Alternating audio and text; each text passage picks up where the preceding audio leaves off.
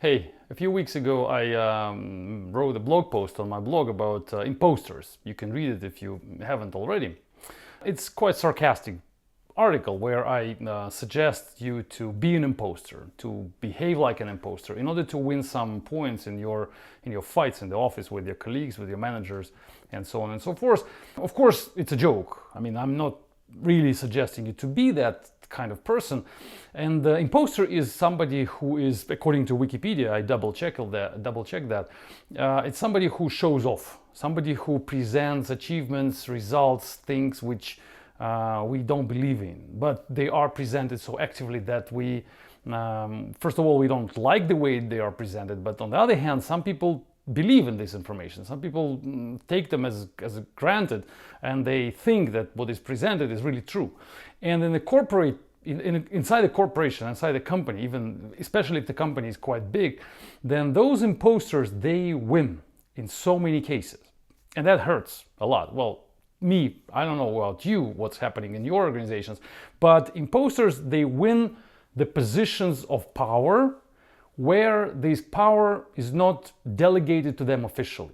So imagine the situation, there's a room of people and somebody, a boss, like somebody who is in charge, walks into the room, and we people work together doing something, and then one person stands up and says, all the results produced here depend on me. I am the biggest achiever here. I make the biggest contribution here. The project depends on me. I am number one person there. For no reason, just saying that, just standing up and saying that. And the boss, who just walked into the room, doesn't really know the situation, doesn't know the truth, doesn't know who really is and who really is the biggest contributor. And the boss, that's the key problem. The boss doesn't know how to validate the information, and the boss has to trust that person. Well, he says or she that this is the biggest achiever. So, okay, what else can I do? How can I validate this information? And if you will stand up next and will say, no, that person is lying, you will sound like a toxic person. You will sound like a negative person. Like, how come you don't trust your colleague? How come you oppose the person who just said that he's a great person? You're not supposed to do that. So the person who stands up first is the imposter, and of course the winner in this situation. So it will be very hard for you or somebody else in the room to win this position back. So the first one who shows off first is the winner. It happens because the boss doesn't have any means, doesn't have any instruments to actually validate the information and collect the real metrics of who is who, to collect the objective data.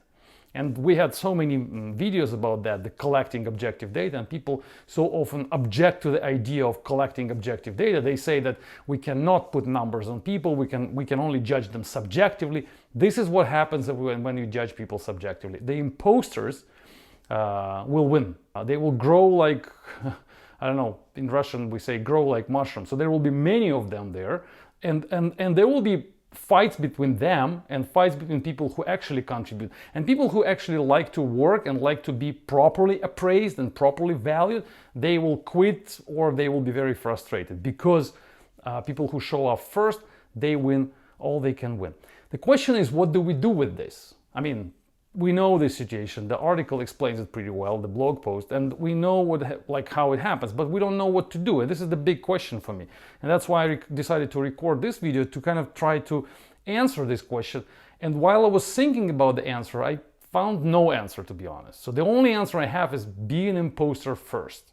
So try to present your achievements first. That's the only solution, the only recipe I have. You have to, a little bit, or not a little bit, but a lot, kind of train yourself to act like one, to present your achievements. The sooner you can, the faster you can do it. Approach the boss, approach the manager, and tell them that, hey, this is my achievement. I'm the best. I'm the greatest. And don't be in this way polite or shy or humble.